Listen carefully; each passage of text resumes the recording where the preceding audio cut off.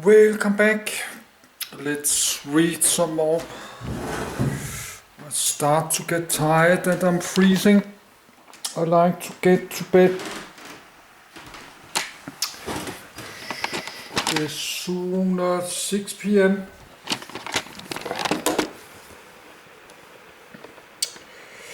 I need half a minute to get to my bed.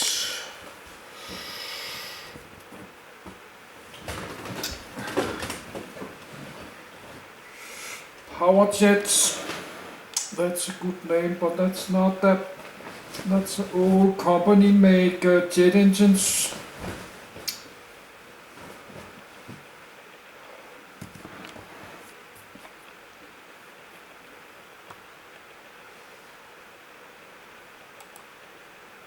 Power jets. For the modern-day Franco-Russian company, see Power Jet. Power Jets was a British company set up by Frank Whittle for the purpose of designing and manufacturing jet engines. The company was nationalised in 1944 and evolved into the National Gas Turbine Establishment. History, edit. The origins of power jets is closely tied with the pioneering work of the British inventor Frank Whittle. Whittle had been exploring the use of gas turbines as a form of propulsion since the 1920s, having been awarded his first patent on such an engine design in 1930. On the 27th of January, 1936, Power Jets was founded. It initially consisted of Whittle, Rolf Dudley Williams, James Collingwood Tinling, and Lancelot Law White of investment bankers O.T. Falke and Partners. At this point, there was no official backing of the company from any government ministry.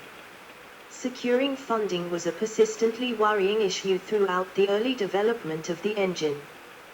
Initial premises for the firm were hired from British Thomson Houston, BTH, at Rugby, Warwickshire. In addition to the founder members, the company initially borrowed some fitters from BTH to assist in the project. Later on, Power Jets was able to get 1 or 2 people on loan from the Royal Air Force. During 1938, Power Jets had relocated from Rugby to BTH's works in Lutterworth. By the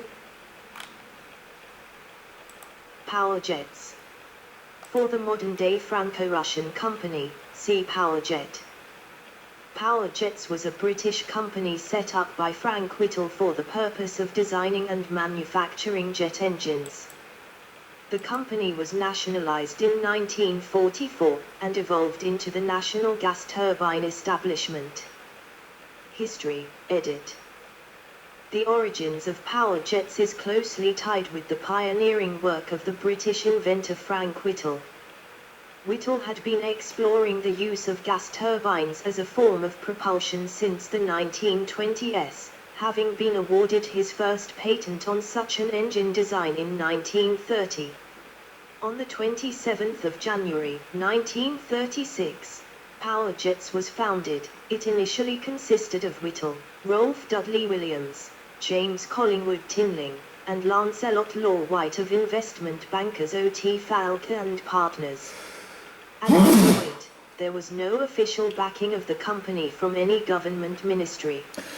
Securing funding was a persistently worrying issue throughout the early development of the engine.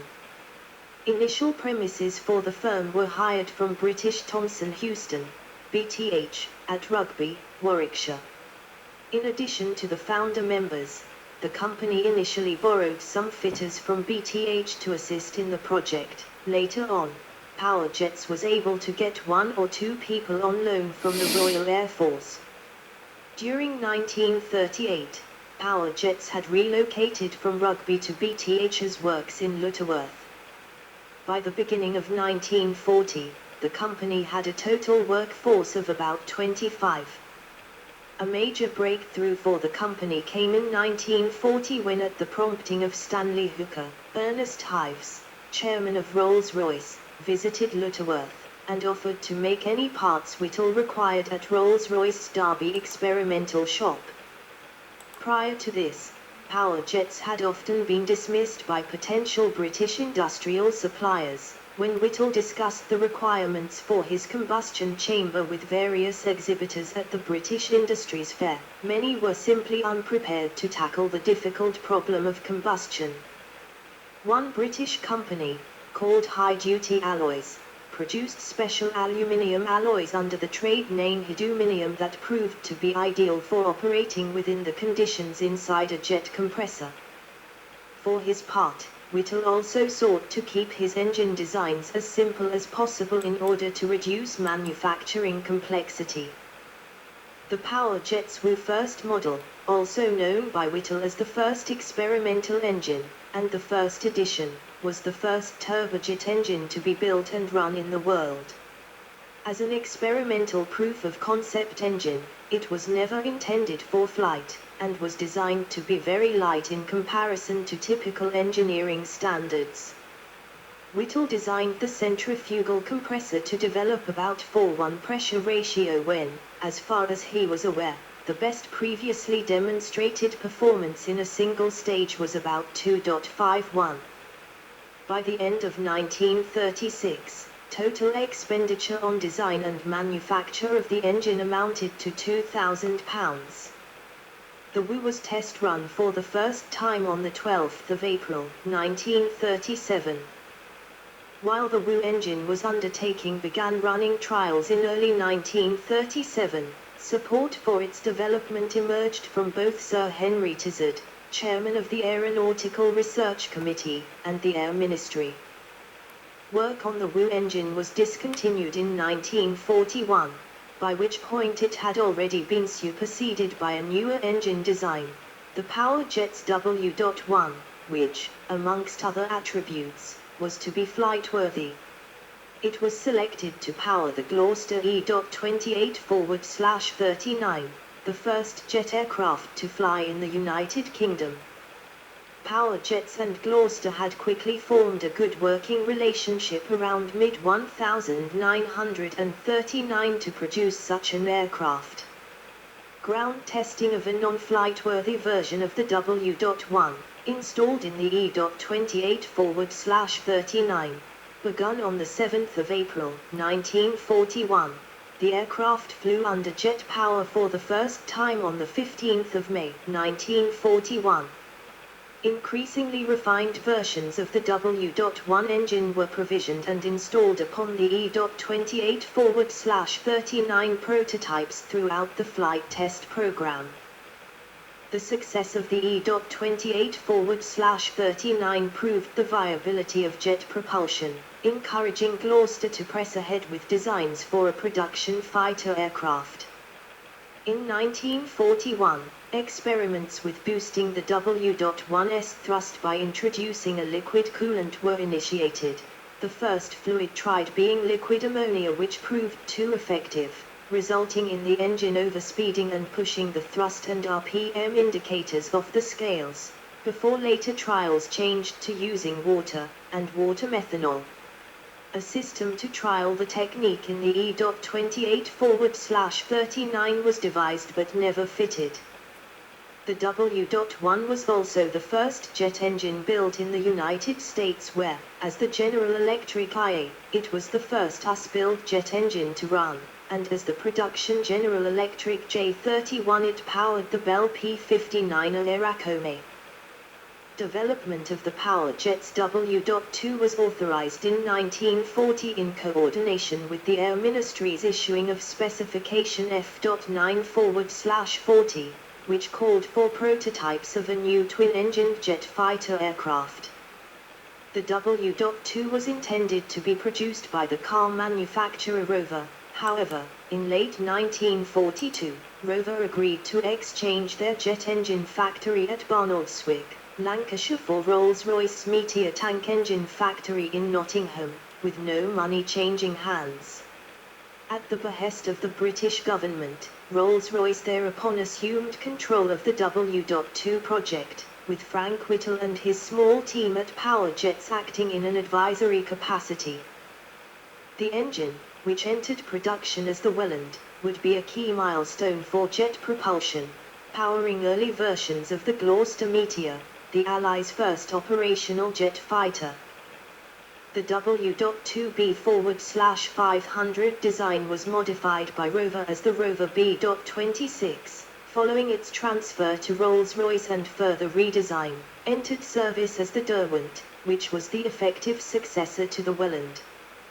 Powerjets and Rolls-Royce closely collaborated on the Derwent's development. Such was the confidence of Rolls-Royce's engineers in the performance of the Derwent 5 that the engine proceeded to production straight from the drawing board in advance of any practice testing. The Derwent engine, and the redesigned Derwent V based on the Nene, was installed on many of the later production Gloucester Meteors. The adoption of this new power plant led to considerable performance increases. After initial suggestions in 1939 by the engine department of the Royal Aircraft Establishment, RAE, the latter's pie stock section experimented with the technique of injecting fuel into the engine's exhaust nozzle, later known as reheat, and this technique was further refined after Powerjets and the personnel from pie stock had been amalgamated. Reheat was later flight trialed in the W.2/700 engines in a Meteor I. The technique increased the Meteor's speed by 30 to 40 miles per hour. The same engine was also trialed with an aft-ducted fan. During late 1943, the British government initiated a supersonic research program aimed at producing an aircraft that would attain speeds of up to 1,000 miles per hour. This aircraft, the Miles M.52, was intended to be powered by a version of the Powerjet's W.2/700. This engine was estimated to be initially capable of providing 2,000 pounds of thrust, while calculated to be only capable of providing subsonic performance in level flight. When flown in a shallow dive it would be capable of transonic flight. In order to get the M.52 to achieve supersonic speeds, further development of the W.2/700 engine would have been undertaken. However, neither this engine nor the aircraft would be completed as intended, as the government ordered work to be halted in February 1946. In January 1944, the existing of the jet engine, and Powerjet's role in its development, was made public for the first time in the printed press. On the 28th of March 1944, following discussions with the Air Ministry, Whittle reluctantly agreed to the nationalisation of Powerjets Limited for £135,000, and the company became Powerjets, Research and Development, Limited. Shortly after the end of the Second World War, the company was merged with the turbine division of the Royal Aircraft Establishment, RAE, at Farnborough, to form the National Gas Turbine Establishment, NGTE Pie Stock. During February 1946, around the same time as the termination of the M.52's development, Whittle resigned from Powerjets and stated that it was due to his disagreement with the British government's official policies. The last remnants of the company were disestablished in 1948. During 1951, Powerjet's successor received $4 million, £1,428,600, from the US government in advance payment for American use of some 200 Powerjet's Whittle gas turbine patents for the next 20 years. Previously, patent fees payable by the US had been waived by Powerjets for the duration of the war. Products, edit.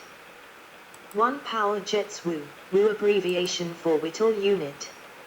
Series of 3 experimental testbed engines used to develop the concept of a jet engine. Poor cash flow meant parts were often cannibalized from the previous version. 2 Powerjets W.1, first engine actually designed to fly. Double entry compressor, reverse flow combustor, single stage axial turbine and convergent nozzle engine configuration. Built by British Thomson Houston.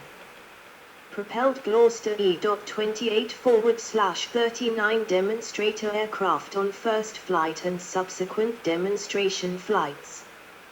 3 power jets WR.1, co-designed with Rolls-Royce, AWA, using power jets components and AWA compressor.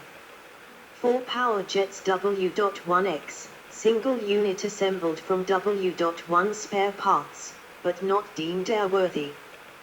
Used for taxiing trials, and initial hop, of Gloucester E.28/39. Unit then flown to States to assist General Electric to produce the first U.S. manufactured jet engine. W.1X was the first jet engine to run in the United States. 5 power jets W.2, more powerful version of W.1, retaining the same basic configuration. 6 power jets W.2B, rover-developed version of W2, which after further development as the W.2B/23 went into production as the Rolls-Royce Welland 1. Propelled early versions of the Gloucester Meteor. The W.2B also formed the basis of the first GE manufactured jet engine, the General Electric IA. 7 power jets W.2/500, revised W.2B. First power jets designed to meet its design speed on first test run.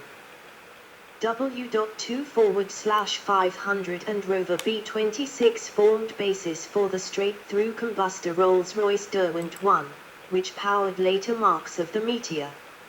8 power jets W.2/700, improved version of W.2/500 with important changes to the compressor impeller, diffuser and blower casing. Finally attained Whittle's aim of 80% efficiency at a pressure ratio of 4:1. 9 power jets W.3X, straight-through design. Not built. 10 250-500 shp turboprop taken up by Coventry Climax as the C.P.35. See also, edit. 1 Alan Arnold Griffith. References, edit.